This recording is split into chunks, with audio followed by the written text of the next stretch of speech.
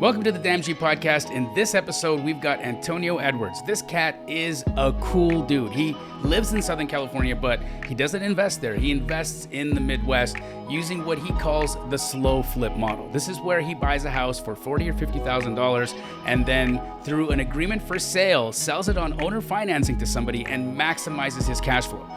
I think it's an incredible strategy you should really check out, but I'm also super interested in learning how Antonio grew up, how he became a real estate investor, and how he's been maximizing his monthly cash flow. Guys, do me a favor, like this video and subscribe to the channel if you like this content, and let me know who you would like to see me interview next. I think you're gonna love Antonio Edwards.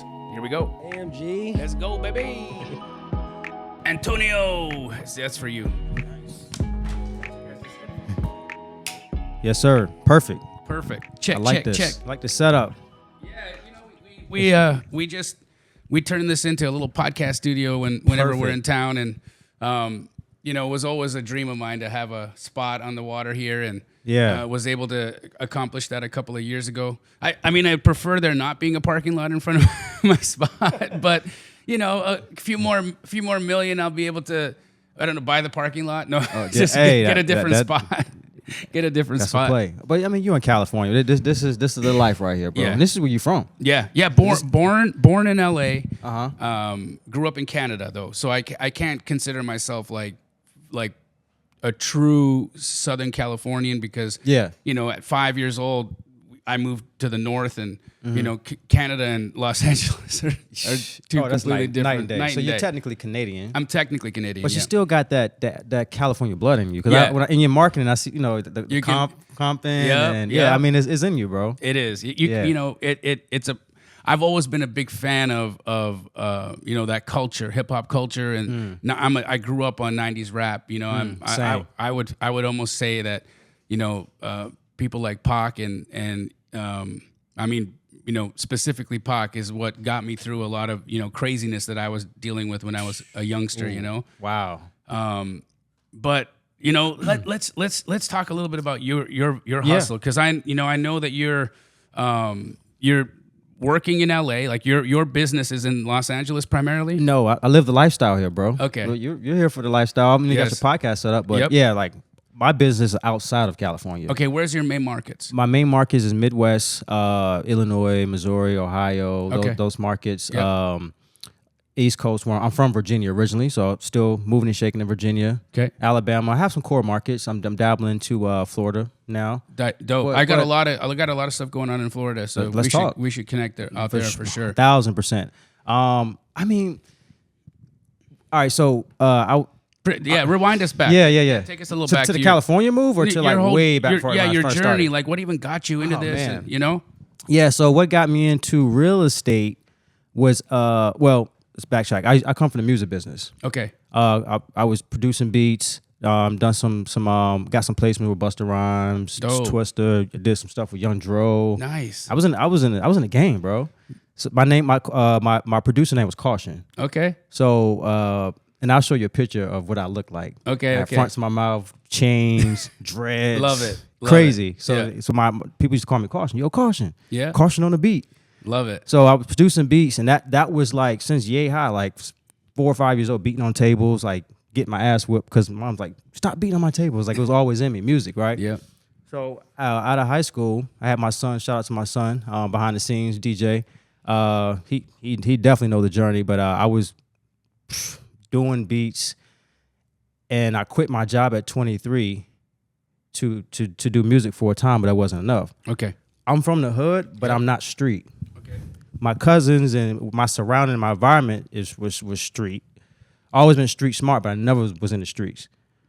But I started selling pounds of weed because of my surroundings, and I saw because my beats wasn't paying the bills because I quit my job. Yeah. So I started getting pounds. My plug was my cousin and his boy. Started selling pounds of weeds, breaking it down to onions, and selling it to the people the job I quit from. Right. So I quit my job to do music for a time. Okay. And I was like, fuck. I'm going way. Now I'm going deeper. I bought a house before I quit my job, making $23,000 a year at my job, driving trucks. Okay. I was doing beats part time, right? And then once I got the house and the proof for the house, I paid $140,000 for the house. I got approved for $140,000 for the house, making $23,000 in 2007. Okay, so that was in stated this income in the bull loans. market. Yeah, yeah. Yep. In that market. So once I got approved, I quit my job to do music full time, and I realized like, fuck, I might need to get a job again. I said, I'm not going back to a job. Let me start pushing some pounds of weed. Sure. House got robbed twice, shot in twice. Wow. Within 3 months. Wow. Not for me, but they robbed my cousin.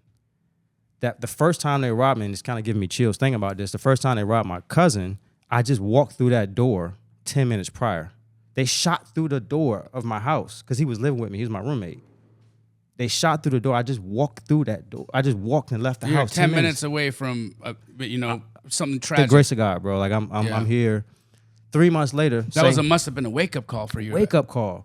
And I knew it wasn't for me, but I mean, I was offering them. I was getting them off, and I was making money. I was making money more than what I was selling beats. Even with my placements with the Busta Rhymes and the Twister, I was like, damn. But I knew I had to. It was a dead end. I had to get out of this. Yeah.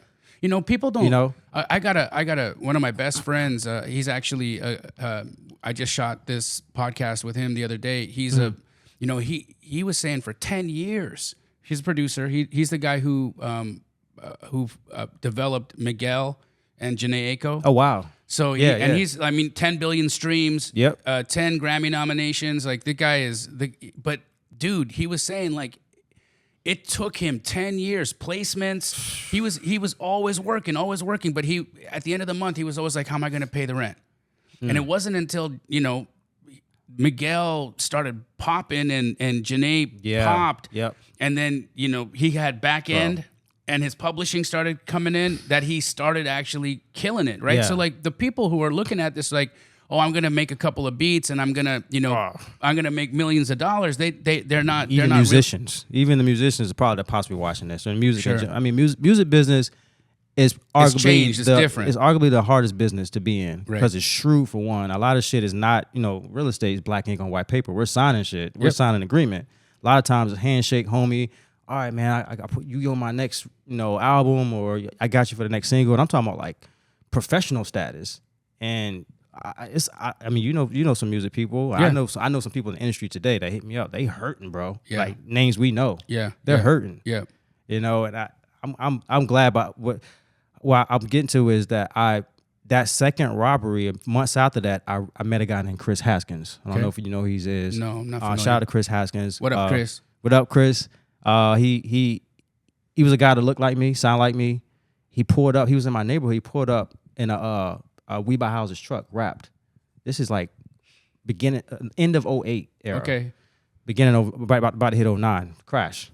He just saw me. He's like, hey, you know anybody want to looking to sell the house? And I was like, no. He said, well, here's my card. I buy 5 houses a month.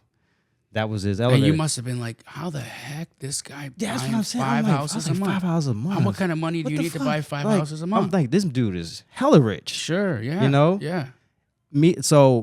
And I'm glad I did this, and this was so uncomfortable for me at the time. I called his number the next day to treat him to Starbucks. Yeah. Because I wanted to do something new, bro. I was honestly tired of music. Yeah. I didn't want to do that thing again. I got robbed twice. Right. My house got robbed twice, shot in twice. And he came to the Starbucks I think we met at the end of the week with a $40,000 check. He said, I just did this with no money, no credit. I'm like, I was like, nah, this is too good to be true. Yeah. But I was like, man, like, tell me more. Like I was still open to the fact. So he put me on to wholesaling. Okay. So this was a time to be alive, Jamil, in wholesale era of coming in 2010, 2010. Oh my! It was insane, dude. Oh man, so my first wholesale deal was 12.5. Shout out to Chris again. He walked me through, and I was. What'd you do to get that deal? Direct mail or bandit signs? Bandit signs. This is a bandit sign era. This when bandit signs was the shit. Yeah. This was the shit. I was putting out 100 bandit signs a week. Awesome. Using my credit card. Yep. I didn't have a lot of money like so that. So you were just like, I'm all in. I'm gonna go in. 29% credit, 29% interest rate on my credit card. I don't give a. I'm gonna put these bandit signs out. Come hell or high water, something's gonna happen. Something's gonna happen. I mean, something had to happen. It couldn't be worse than what I was at, pretty much, unless I go back to a job. But yeah, so that deal came. So crack house. It was 5 brothers, 1 sober that had power of attorney, and 4 his crackhead brothers were living in the house. Like I'm walking in the house with Chris. I'm like, who the fuck would buy? Who wants this? It's Like counterintuitive when you don't know. I didn't know. So we locking the property up in the backyard on the tree stump. Like it was crazy. Like to see that firsthand and locked it up for $48,000. Called a buyer inside his car for $60,500, which was his buyer. 2 hours later, I don't even think he didn't even go into the property. He just drove by and said he'll buy it. And just like that, 12.5, and that was the light bulb, bro. Yeah, that was it. Did close to 30 deals my first year, but congrats. Yeah, but most of my deals because of that era was from the MLS. I was wholesaling MLS. It works. It still works. It's not as easy. That time you got to be good at knowing your numbers, right? And you got to understand the motivation, timelines. You know, for me, I love 60, 90, 120 days on the market. Same, yeah. Just it's collecting dust. Nothing's happening. Market's rejected the price. You go directly to the listing agent, so that you got dual agency and duly incentivize that agent to help you out. And just go and make an honest offer. Like tell them, look, you're overpriced. Your seller knows they're overpriced because they haven't sold yet. Yep. When are they going to come to reality? And in my business right now. Sorry to interrupt it, but it's like I'd say about 8 to 10 of our 60-odd transactions we do a month are MLS deals. Wow. Still, but anyways, so those were on the MLS. Then what happened? I was wholesaling. Yeah. Wholesaling. 2009 to 2012 era, I was fucking flipping houses, bro. I did a few rehabs and I started new development projects in that era, but overall, wholesaling mostly MLS properties. Like I was putting in for a price and selling them $10,000-$15,000 higher than what they were listed for because they were still great deals. Right. Because my buyers were new buyers coming in. And you probably were locking up short sales and REOs. I was involved in all that too. It was a lot of fun. The short sale era was more like 2011. Yes. I moved from Cali to because I moved back to Cali when I was 30 in 2008. I was just bro. I went broke because I was wholesaling. I'd been wholesaling since 2002, and from 2002 to 2008, I smashed. And then in 2008, I lost everything because I got involved in condo conversion development projects, and I over leveraged myself. And that's crazy. Everything went to crap for me. So then I moved to California to become a comedian. No way. Yeah. So that shows in your marketing today. So you're a comedian. You're still a comedian. Still a comedian. Still a comedian, once a comedian, always a comedian. You don't lose it, right? So, but yeah, that's where that all the jokes come from. But I was doing the same thing. 2012 is when I moved from LA to Phoenix. It was actually my birthday, and that's why I got it tattooed here. 12/12/12. Wow. I moved to Phoenix from LA. And I got to my second shot at things. So you're in that. You're wholesaling primarily. You're doing some development projects, a little bit of new construction. Then what happens? I started figuring out the buy and hold play. 2012, because a few years before my buy and hold, one of my buyers at the time, Johnny Parker, good dude. I had a house under contract with a subdivided buildable lot next to it. Yep. And both of them was buildable, but that one had a house on it. $5,000 a piece. So this is the era I was in, like $5,000 a piece, and this is in Virginia. And right now, I mean, that's probably $150 a piece, but $150 and $50 for the lot, maybe. But $5,000 a piece, and I was selling to him. Just guess how much I was selling to him each? 15. 10 a piece. 10 a piece. So I'm making $5,000 each. $5,000 each. I met Johnny at the property, and it was separate contracts. There's two separate parcels. Yep. And I remember him looking at me. He was like, "You sure you want to sell them for this price?" Like he was confused because he thought like it was too good to be true. Right. He was like, he laughed at it. Yeah. And I remember that. Like, and he was like, he said, "You're selling me. You've been wholesaling me deals, but I'm just gonna give you some game. Like you can keep some of these." And that right there was the light bulb. Dude, and I could have kept that shit. I got so much respect for guys like that. Yes. Who even though you're helping them. Yep. He knows he's making money off you. Yep. There's something inside of a guy like that says, I need to develop this person's mind. Yes. So that because they feel that, they see a little bit of you in them. Yeah. And he can see that, oh, this cat's who I was a little while ago. Yep. And they want to, it's almost like, if I wish I could go back in a time machine and tell myself to keep some of these properties. And so Bro. he blessed you with that knowledge, and so you started keeping doors. So what do you got? What I got far as what? How many doors you hold? Oh, right now I have close to 70 doors. Amazing, but most dude. of them are free and clear because the model I've Bro. been. I know a lot of people play the debt game, the 30-year game, and I'm not opposed to that. And I you know, it's not my thing. It's my best friend. He's all leverage. He loves subject to and all that. It's just because I went through '08 and leverage killed me. Yeah, I've got PTSD with it. I understand that debt is an asset. I get it. Yes. And Pace and I have sat and talked, and he's been like super real with me. And I know he's making the right move, yet viscerally for me, I can't go to bed at night knowing I got payments. And I just can't. Like it's like that shit scares me. Yeah, and to each his own. Yeah. And I know you're probably one of the biggest wholesalers nationwide, and that's your baby, right? Yeah. But what I was taught, and I was going to go that route too until I met my guy Scott Jelinek, that put me on to like these affordable housing. But if I am borrowing money, I borrow 5-year money. Okay. Because I can borrow 5-year money on a $40K house. Right. But I can't do that technically on a $250K house or Sure. plus, which a lot of guys buy 250K rentals. Right. That's kind of like the sweet spot, right? 150K rentals. Yeah, 5-year money wouldn't cash flow. No, you'd be way in the negative. But if I did borrow money, it's 5-year money on purpose. Okay. And I can do that with 30, 40K properties. So that was the model I was doing. I just bought a property 2 days ago. I didn't borrow money from it, but I paid $45K for it. Okay. I'm getting where was this property? this is in Illinois. Okay. I mean, so if I show you the pictures of are this. you in like Southside Chicago? Nah. What are we talking? We're talking like St. Louis area, Cahokia, Okay. Illinois, Granite City, Alton, Illinois. Got it. Which is around St. Louis. Yep. It's on the other side of the water, but in another state, right? Yeah. State. Yep. Yeah. Great market. Yeah. It's like cash flow heaven for buying holds. There's I like to differentiate the two types of markets. One is high appreciation, high demand, Yes. low cash flow. Yeah. Or negative cash flow. California is a lot of negative cash flow. 100%. It's an equity game out here. 100%. Yeah. And then there's low appreciation, low demand, high cash flow returns, right? And so, depending on what your objectives are, and everybody's got different objectives, right? I imagine yours is just I want the heavy cash flow. I want to make sure that every month I've got $100,000 coming in from my rentals. Yep. I don't got to worry about nothing. If I don't want to work this month, I don't got to work this month. I've got this money for the rest of my life, always coming in. It's only going to go up from here as long as I don't take out more debt. Exactly. Yeah.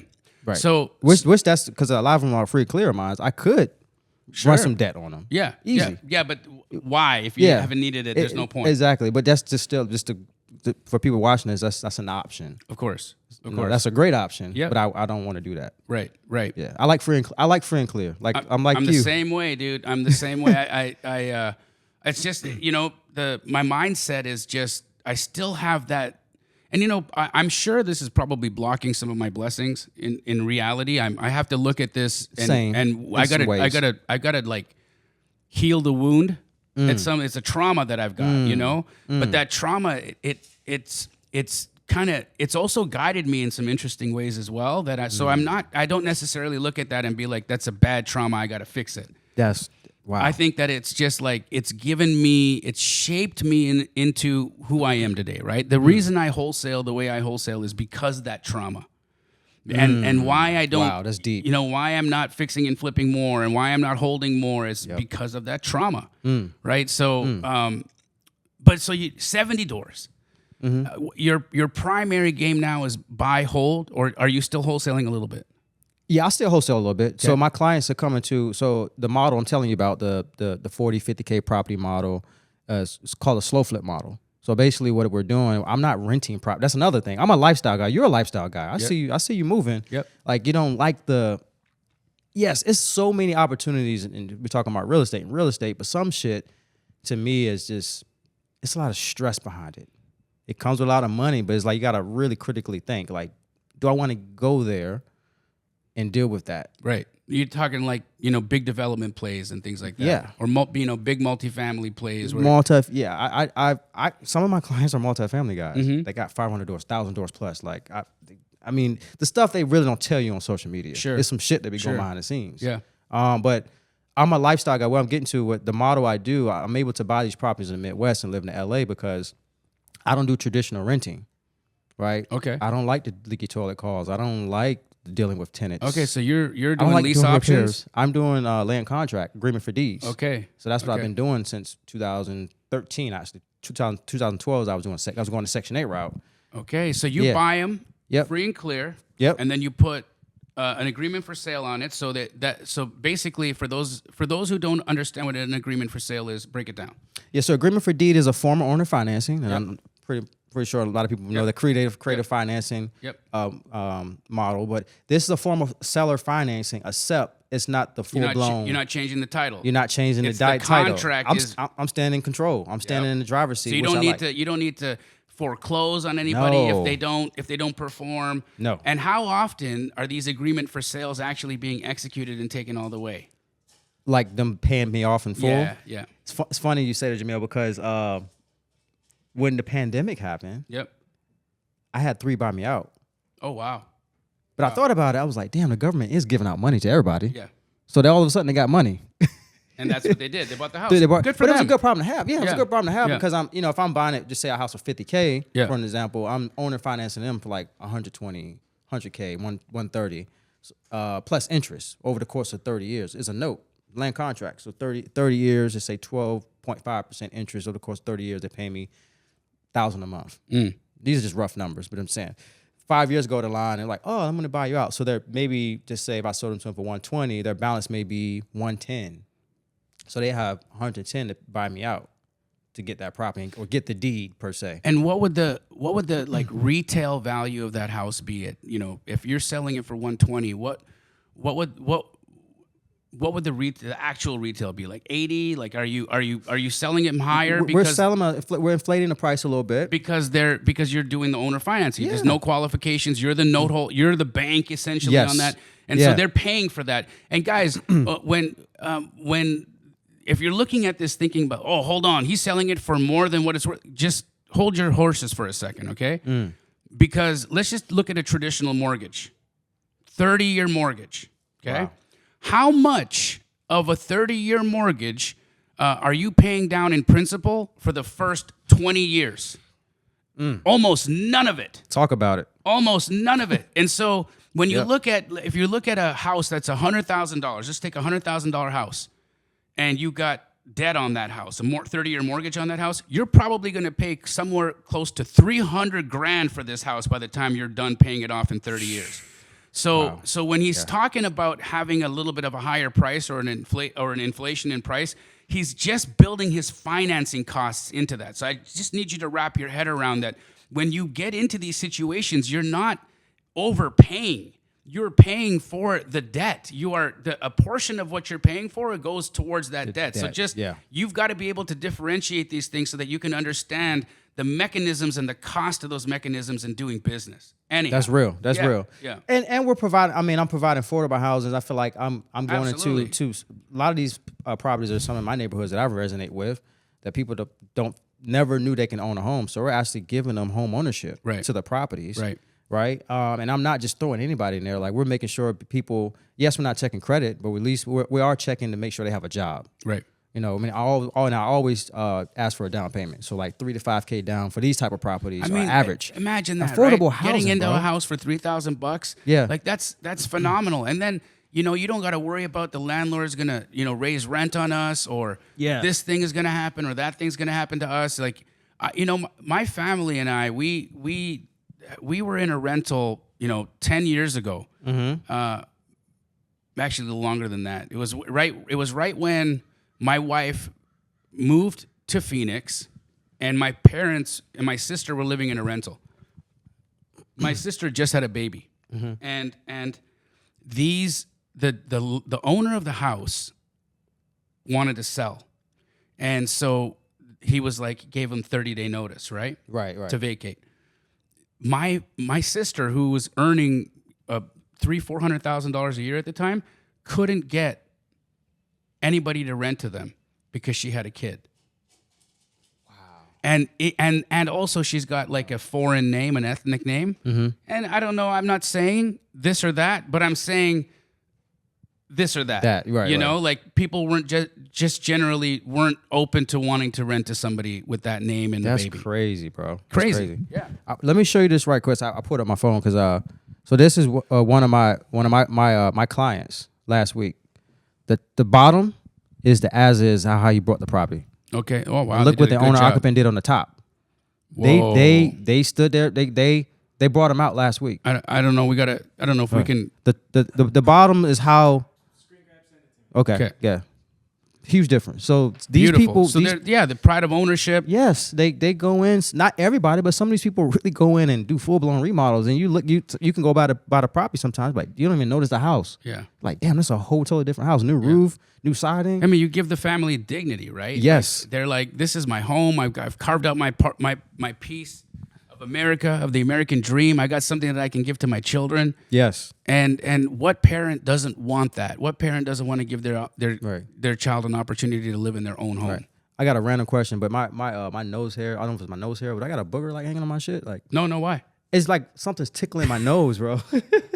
Can we for like last Can 20 we keep minutes. that in? Can we keep it? Yeah. It's been tickling my nose for like 20 minutes, No, bro. you got- And I'm like doing like You, this on you camera. you need to take a pause for a second. But no, there ain't As long nothing. as it's a hair, I'm cool. But now Yeah, I it's don't a- on camera it's with a- a booger just No, like no, hanging no. like 5 minutes, by the way. 5 minutes. like real talk. Man. I was like, That's this thing hilarious. is tickling my nose right now. Hilarious. Okay, so you're a real dude. I love you, man. Yeah, so likewise, bro. so 70 doors. Primarily in the Midwest and cash flow markets. You're doing a little bit of wholesaling, a lot of holds right now. Your primary exit strategy is land contracts, agreement for sale. Yeah. What's next on the horizons for you? What are you planning to do? Yeah, so next on the horizon is to scale the model, the slow flip model. But I want to get back into philanthropy. I used to do that with shout out to Matt Andrews, me and Matt Andrews and a collective group of other investors. I mean, we used to go out a lot, man, to Haiti, Bahamas, Nepal. You're just giving back and helping. Yeah, man, it's something about I know my purpose is impacting people, and part of impacting people is financially for me. Yep. But my other part is giving back to the communities and the people that in need on aspect food, shelter. I mean, I built chicken coops in Haiti. Like that part makes me feel the most fulfilling, is being in that philanthropy side. So that's my ultimate goal, is to do that a lot. So if you lost everything right now, and we dropped you in a new town, and you had to start all over again, what's your first step? My first step with the knowledge I know now? Yep. In regards to business? Starting over again. You went completely to zero. Yes. And we just picked you up and put you in some part of the country. What's your first step? My first step, I'm gonna call a friend like Jamil. Got my Rolodex on my phone, and I'm gonna raise some money. So you're gonna and buy some real estate wherever I'm at. I'm gonna buy real estate. Okay, so you're gonna get private capital. You're gonna go in and find an opportunity and buy it. Yes, absolutely. And are you gonna rent it? Are you gonna try to wholesale it? What's your play? It depends, but if I'm broke, I'm going to wholesale. Okay. Or I'll buy something if it's a good enough deal where it can be a tax free play. I'm still gonna borrow private capital, but I'm gonna borrow something. I'm gonna borrow more than what I'm buying the property for. Which if I do borrow money now on my slow flips, I do that as well, so I can have some money in my pocket the day that I close tax free. But at the end of the day, I'm going to do that. But wholesaling is the play. Like that's the quickest play to make the quickest money. And how are you gonna find a deal? What's your what are you gonna do to get it? So what I'm going to do to get it, I'm going to use the internet for is so many deals that in these private groups for free that I just put my buy box in a group. So you're gonna go on a Facebook group. Facebook group. You're gonna put a buy box there. You're gonna say looking for this type of property, Yes. and you're gonna get submissions, Yes. and then you're gonna JV the deal. Yeah, I'm going to JV the deal, or I'm also going to use Robert's Investor Lift program, or if I don't have, because we're talking about I don't have money now, so I'm thinking of free ways to get leads. Yep. Facebook group is by far a great way to get leads if you tell people exactly what you need. Love it. That's I think that's what people miss is like they don't even speak up. They be scrolling. And the opportunities. They're looking at social media as entertainment instead of a way to get ahead or make money. You know, and look, that's crazy. There's something for everybody. Well, I see you got your young buck with you over here, DJ. What's up, bro? What's your take on college? My take on college is I'm not opposed to it, but I believe that I strongly believe that you don't need to go to college to be an entrepreneur. I think it's pretty kind of irrelevant for entrepreneurship. If you're talking about stats and numbers, most people that go to college are in debt and they're struggling. Yeah, you know what's funny? Majority of them, and I know a lot of them. Absolutely. Yeah. I've spoken to a lot of people about it, and even had some conversations with people within the organizations at specific post-secondary institutions. Yeah, and it's so crazy to me how many people get a degree, and they're with the career they end up in has absolutely nothing to do with what they took in college, right? Facts. And so they spend 4 years, they go into $80,000, $100,000 worth of debt. They come out and they're in the same job market as people who instead of going to college got experience. And and they're getting the jobs instead of the college graduate because the person with experience has just more skills, right? Yep. Really interesting. I'm pretty sure it's people in your office that got a degree. Oh, there's so many, dude. Did you go to college? I did. You did? Oh, you did go to college? Yeah, I went to college. Okay. I got a degree in science. I got a bachelor's of science in exercise and health physiology. So I was supposed to become a doctor. That was where I wanted to go. But the universe had other plans for me. So medicine didn't end up accepting me, which I'm so grateful for because I would have been the worst. I would have absolutely lost my medical license. What can you make in that a year? As a physician? Yeah, so now. Almost every one of my cousins is a doctor. And I'd say it's probably starting at about $250,000. Okay. And if you're smashing it, $600,000-$700,000. Okay, so you'd be capped about $700,000. Yeah. Before taxes. Yeah, before taxes and malpractice insurance. Wow. Yeah. All right. Damn. Which is like one of the biggest expenses you've got in that world. Right. And that's a good living. It is. Yeah, that's $250 to a lot of in a lot of areas for people. Some people is a great for living. Sure. Yeah. I was watching a video Cody Sanchez made the other day, and she said, after $500K a year, it all blends into itself, right? Like you can make 500, 600, $1 million, whatever, but like at about 500,000, you can do whatever you want, right? So instead of maybe buying a Benz or instead of a Bentley, you're in a Benz. You know what I mean? But who cares? Some people will just like the Benz more than the Bentley anyways, 100%. Right? So it's interesting that if you can get to a place where you can make $500,000 a year, you've basically you can have the best lifestyle you could possibly want. And then beyond that, it's just brands. Do you have a number for you? In terms of like net worth? Yes. Or a monthly cash flow. I'm definitely hitting my monthly cash flow number. Okay. But I mean, look, the appetite is insatiable, right? That's the problem with the human condition is that there was a time in my life when making $250,000 a month was like, I was like, oh my God, when I get to $250,000 a month, I'm gonna want for nothing. Okay, I hit that. And I'm unsatisfied. Right. I literally just had this exact talk last week with my neighbor. Yeah. And so now literally $250 a month. It moves to $1 million, right? So my next goal, $1 million a month. Well, first time I hit $500K in a month, I was like, oh, that's still not enough. But for what, dude? I don't even. End of the day. Is it like an ego thing? Is it like? I don't know what it is. Do you remember when you was like, man, I'm gonna hit my first 10K month? Or I'm just going way back. Well, I remember that. And like I right now, my struggle is between 1 to 200. Yeah. Like I've had my biggest month was to this date was like 400-ish. Right. And that probably felt great. Yeah. For a minute. It felt great for a minute. Yeah. But it wasn't as great as if I made 150.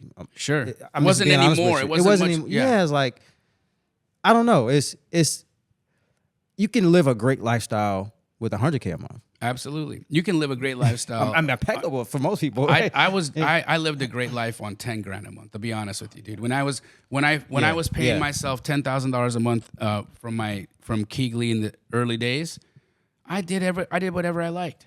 You know, I had a simpler. Life was simple, but I had a you know, I had a nice car, I had a nice little house, I had a nice little life. You know, my family and I were all like together. You know, more money, more problems. That's a real. true thing, right? My life got bigger.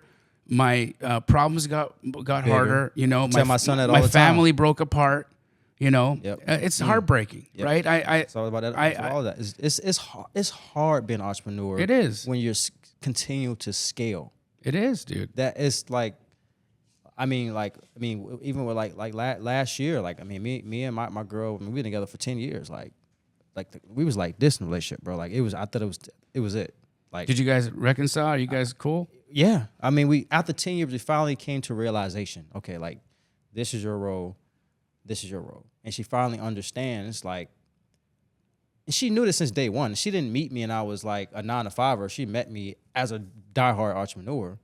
But like, it was times, and you probably can resonate with this, like, we move and shake. Mm-hmm. It's like, it's no real balance to greatness. Yeah. There's no real balance to when you're running businesses. Sure. Like, we may feel like we're balanced because we're walking the boardwalk and, you know, for an hour or something, but we're coming in. We're continuing to put out fires every day, and we don't realize it, but we're psychos, bro. Yeah. Yeah. We're fucking psycho. The shit we do is some psycho shit. Yeah. And Yeah. like, if you come to terms with that, Yeah. you're good. But most people come into the business world think is like, we look at social media and all the shiny shit. They think like, wow, I see Jamil, or Antonio, or whatever the case may be. Like, we make it look easy. Yeah. But is it easy? Well, We've been doing this for so long. We just it's who we are. Who we are. It becomes the identity, right? Well, since we got philosophical, I wanna end this with a question that I think is an important one, because I feel like when you buy yourself the time in life to think, you have to tackle the real questions. What's the meaning of life to you? The meaning of life to me is abundance, continuous self-development, knowing yourself. Because once you get out here, especially a lot of entrepreneurs are watching this, you can lose yourself. And if you don't know yourself, then I don't feel like you're living the life that you want, because somebody can come in and, you'll get swallowed up in their life and trying to chase what they got. So I live your life. Know exactly what you want, because if you know what you want, $10K a month may be you.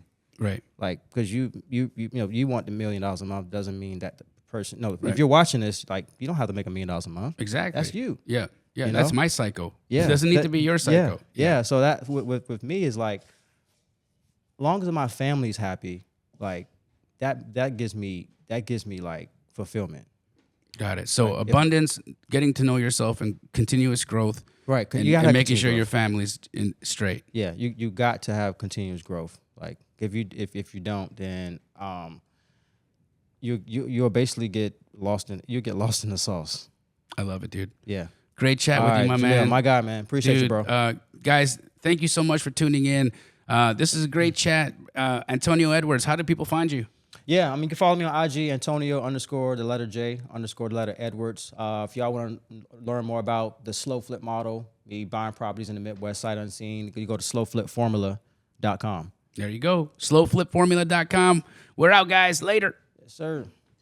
So there you have it. Antonio Edwards, a cool cat. He has maximized his leverage potential in real estate by investing outside of Southern California in the Midwest. He buys homes for $40,000 to $50,000, and then using the slow flip model, using an agreement for sale, maximizes his returns, tripling his investment, and getting incredible cash flow. If you guys like this model, then send Antonio a message in the comment section below and tell him what you thought about this podcast. I'm actually going to be trying to do some of these slow flips myself. Guys, we'll see you in the next Damji episode. Later.